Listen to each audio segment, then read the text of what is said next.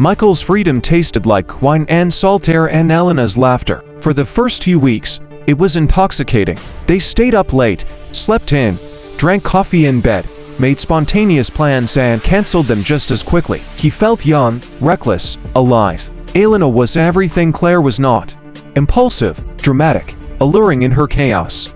But freedom without roots is just drifting. Elena grew tired of him by the third month. She didn't say it aloud. She didn't need to. Her silences became longer. Her flirtations with strangers more obvious. The thrill had faded, and with it, so had the illusion. She wanted someone who didn't carry the weight of guilt in his eyes. Someone still new, still bright. Michael had become dull to her.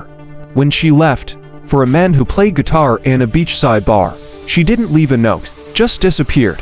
Michael came home one day to find her things gone, her perfume lingering like a taunt. The silence this time wasn't peaceful. It was cavernous. He moved into a small apartment in a quiet suburb, the kind of place no one really notices. The wallpaper was peeling, the heater wheezed, and the kitchen light flickered in protest. He bought second-hand furniture, more out of necessity than charm. A mattress on the floor, a sagging couch, a chipped coffee table. Still, it was his. He adopted a dog from the shelter, Harvey, part pit bull, part question mark, 3 legs and the world's loudest bark. Harvey didn't care about Michael's past. He only cared that he came home each night, that he fed him, that he stayed. Michael started teaching night classes at a community college. Business writing. Nothing glamorous. But his students listened. They asked questions. They laughed at his dry jokes. One of them thanked him after class for being the only adult who treated her like she had something to say. Those moments kept him going. He saw a therapist. At first, he lied to her. Small lies, protective ones, but she saw through them. And eventually, he told her the truth about Claire, about Elena, about the version of himself he wanted to forget. It took months, but he stopped trying to outrun the past. He let it walk beside him, not as punishment, but as reminder.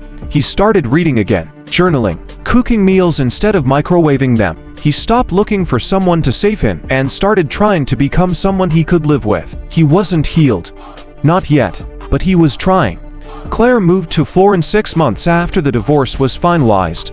She didn't tell many people. She booked a one-way flight, packed 2 suitcases, one for clothes, the other for brushes, pencils, and a watercolor set with chipped edges, and left behind the life that no longer fit. The apartment above the bakery was small and strange and perfect. In the mornings, the smell of fresh bread drifted through the open shutters and settled over her like a blanket. Children shouted in the square below. Church bells rang with unapologetic clarity. The city felt alive in a way she hadn't for years. She walked every day, aimless at first. The cobblestone streets curled like vines through the old quarters, each one with a name she practiced under her breath until it felt like part of her vocabulary. Via dei Neri, Borgo Pinti, Via della Scala. She said them like spells. Eventually, she stopped walking to forget and started walking to remember. Herself, her hands, her art. She painted again. The first sketch came on a quiet Wednesday. She had been sitting at a cafe, watching a boat chase pigeons through puddles, when her fingers started moving. She borrowed a napkin and drew him mid-leap, his hair flaring like a spark. Then came rooftops, crumbling stone, shadows stretching across bridges. She painted in layers, thin, careful washes that dried into ghosts of color. Her style had changed. There was more space in it now, more silence. She met Luca during one of those afternoons she wasn't trying to be seen. He taught painting classes in the Oltrarno district, above a dusty supply shop that smelled of linseed oil and lavender. His laugh was soft, like someone remembering a joke too late. He wore shirts with paint on the sleeves and read poetry, his free time, not the romantic kind, but the raw, breathless kind that left you staring at the ceiling. They didn't fall in love right away. They talked about texture, about composition, about how Florence wasn't a city, but a conversation that had never stopped. Luca introduced her to Caravaggio and Artemisia, to frescoes half lost to time, to hidden gardens behind iron gates. He never asked about her past. She never offered. One evening, they stood on the Pont Santa Trinita as the sun bled over the Arno, and Luca said, "You don't look behind you when you walk." Claire blinked. "Should I?"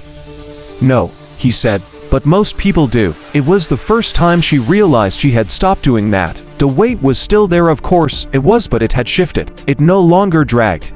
It simply reminded, she kissed him that night. Florence was not a forever. It was a pause.